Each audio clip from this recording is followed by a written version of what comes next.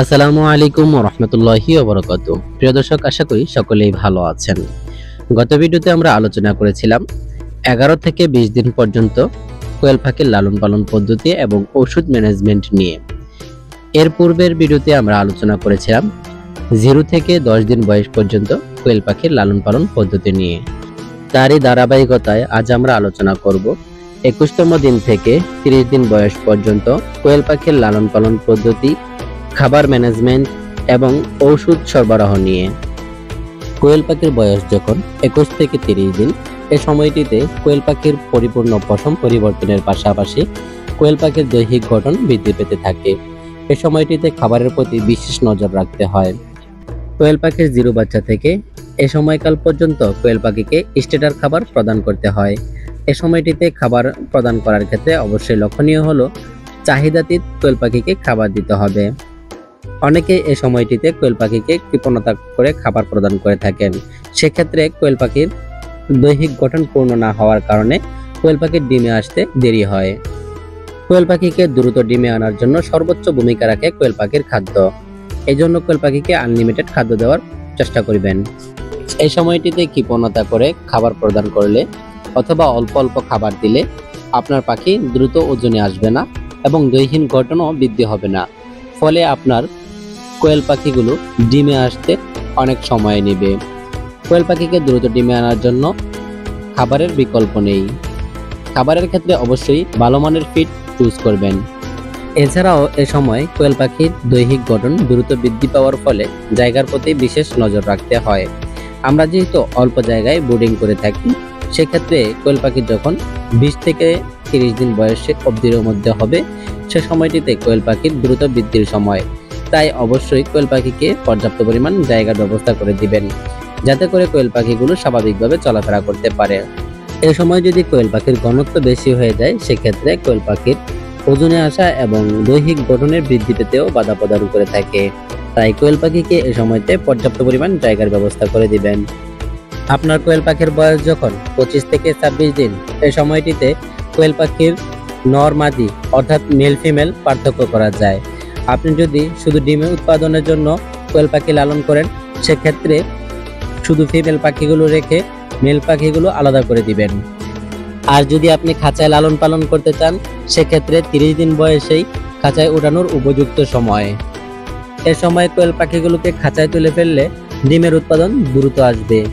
কেননা কোয়েল পাখির ডিম পাড়ার পূর্ব মুহূর্তে কোয়েল পাখির শরীর ভারী হয়ে আসে। তখন যদি আপনি মেল ফিমেল আলাদা করতে চান, পাখিগুলোকে দৌড়ঝাঁপ করেন অথবা নাড়াচাড়া করেন, সেক্ষেত্রে আপনার ডিমের প্রোডাকশন দেরিতে আসাটাই স্বাভাবিক। তাই কোয়েল পাখিগুলোকে দ্রুত ডিমের প্রোডাকশনে আনার জন্য 30 দিন বয়সেই কোয়েল পাখিগুলোকে খাঁচায় ওঠানোই সর্বোত্তম সময়, যাতে করে কোয়েল পাখিগুলো মেল ফিমেল পার্থক্য করার ক্ষেত্রে যে সমস্ত দৌড়ঝাঁপ করা হয়, এই সমস্ত ভয় ভীতি কাটিয়ে ডিমের প্রোডাকশনের আগেই খাঁচায় লালন পালনে অভ্যস্ত হয় এবং খাঁচায় পানি এবং খাবার খেতে অভ্যস্ত হয়। এ সময় একটি বিষয় অবশ্যই মাথায় রাখিবেন, সেটি হলো আপনি যদি শুধু ডিম উৎপাদনের জন্য কোয়েল পাখি লালন পালন করেন, সেক্ষেত্রে প্রতিটি খাঁচার মধ্যে 2 থেকে 3টি করে মেল পাখি রেখে দিবেন, অর্থাৎ ছেলে পাখি রেখে দিবেন। অনেকেই একেবারেই ছেলে পাখি শূন্য রাখেন, এমনটি করা মোটেও উচিত নয়। আর যদি আপনি কোয়েল পাখির ডিম থেকে বাচ্চা উৎপাদন করতে চান, সেক্ষেত্রে প্রতি 3টি ফিমেল পাখির সাথে 1টি করে মেল পাখি, অর্থাৎ প্রতি 3টি মহিলা পাখির সাথে 1টি করে ছেলে পাখি রাখতে হবে। আর যদি আপনি মেল পাখি এর চেয়েও কম রাখেন, সেক্ষেত্রে আপনার বাচ্চা উৎপাদনের ক্ষেত্রে পার্সেন্টেজ কম আসবে। ভালো পার্সেন্টেজের জন্য অবশ্যই প্রতি 3টি মহিলা পাখির সাথে 1টি করে পুরুষ পাখি রাখতে হবে।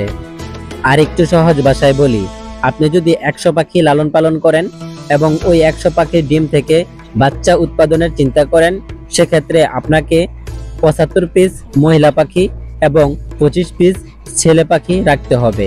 তাহলে আপনার বাচ্চা উৎপাদনের ক্ষেত্রে পার্সেন্টেজ ভালো আসবে, অন্যথায় ডিম মিস হয়ে বাচ্চা প্রোডাকশন কম আসবে।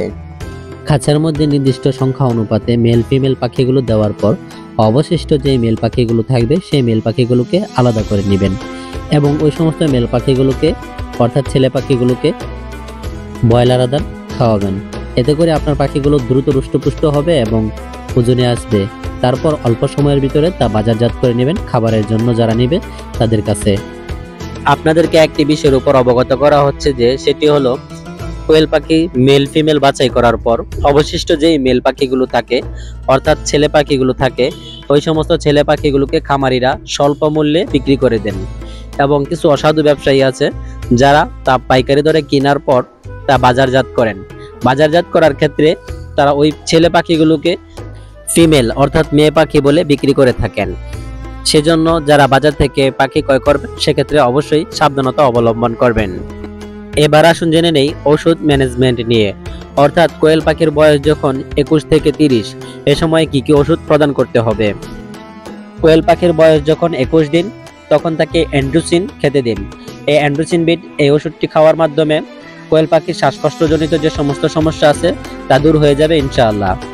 অ্যান্ড্রোসিন প্রদান করার নিয়ম, অ্যান্ড্রোসিন প্রতি 2 লিটার পানিতে 1 মিলি পরিমাণ অ্যান্ড্রোসিন মিশিয়ে খাবার পানির সাথে খেতে দিন এবং এটি চলবে 3 দিন পর্যন্ত, অর্থাৎ কোয়েল পাখির বয়স 21 থেকে 23তম দিন পর্যন্ত।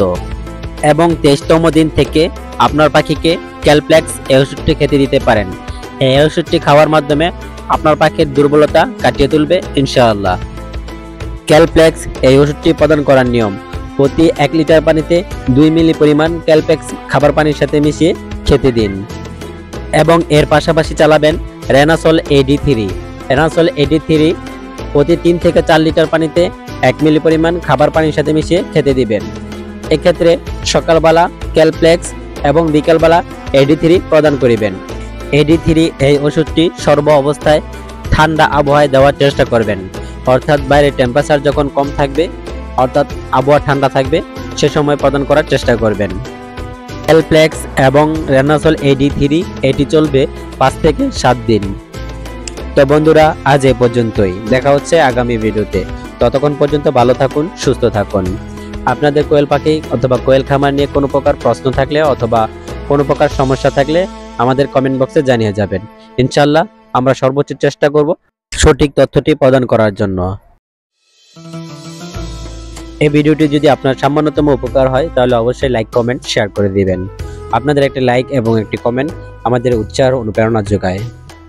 পরিশেষে প্রার্থনার মাধ্যমে শেষ করছি আজকের এই ভিডিও। আল্লাহ তাআলা সমস্ত খামারি ভাইকে সকল প্রকার বিপদ আপদ থেকে হেফাজত করে সর্বোচ্চ সাফল্য অর্জনের তৌফিক দান করুক। আসসালামু আলাইকুম ওয়া রাহমাতুল্লাহ।